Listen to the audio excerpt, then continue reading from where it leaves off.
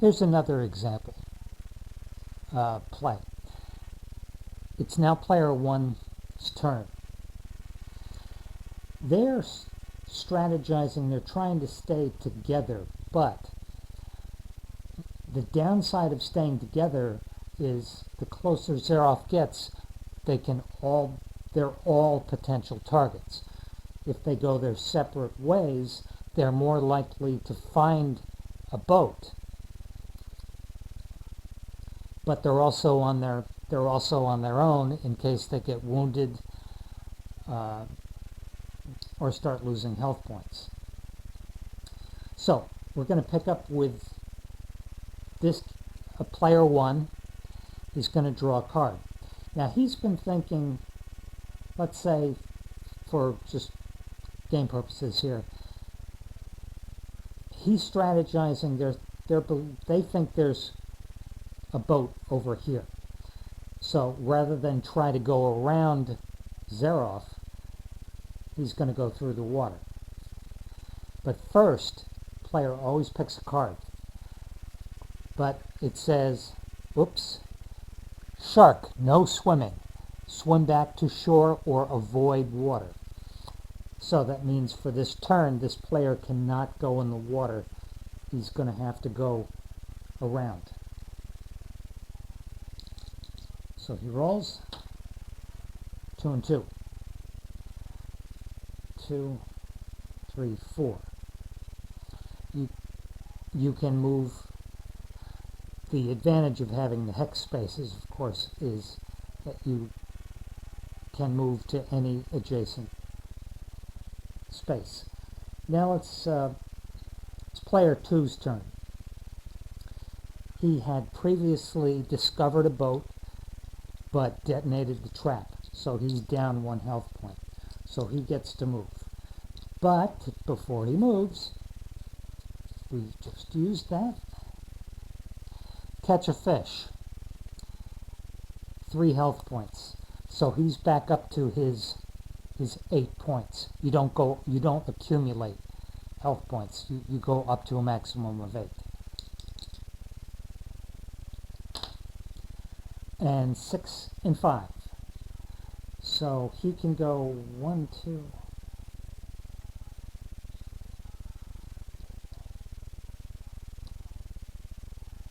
Let's put him there, 11. Okay, he has gone around Zeroff. Actually, let's put him here. If I were, yeah, because then I'm on a shore line, and I can then search for a boat. That's the only place you can search for a boat, because it's the only logical place it would be. It would be along a shoreline space. So he has to roll a 4 or higher. Let's just double check that. Yep. To discover a boat, player must roll a 4 or higher with a single die.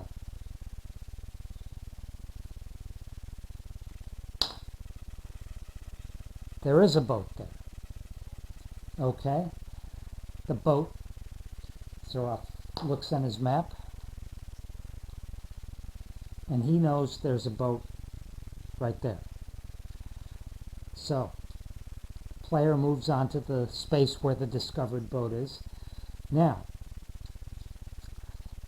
he rolls, if he rolls a 5 or 6, the trap is diffused, if there's a trap on there. If he rolls a 1 or a 2, it goes off. Well, there is one on there.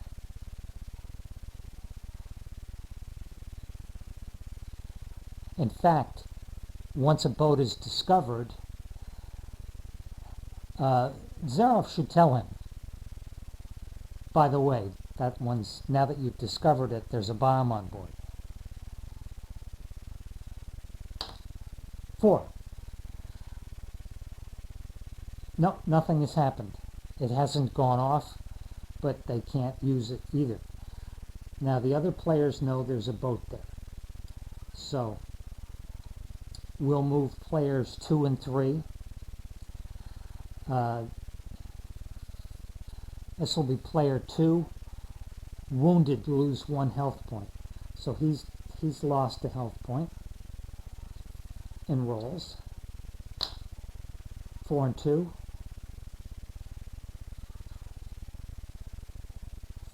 4.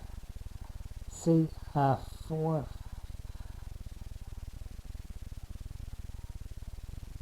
I'm going to, if I were him, I wouldn't get too close because he's still in range. He's still in shooting range, but he can't land on him he can't land on Xeroth by exact count. You know, maybe that was a good strategy, maybe not. Now the third player. Set a snare trap.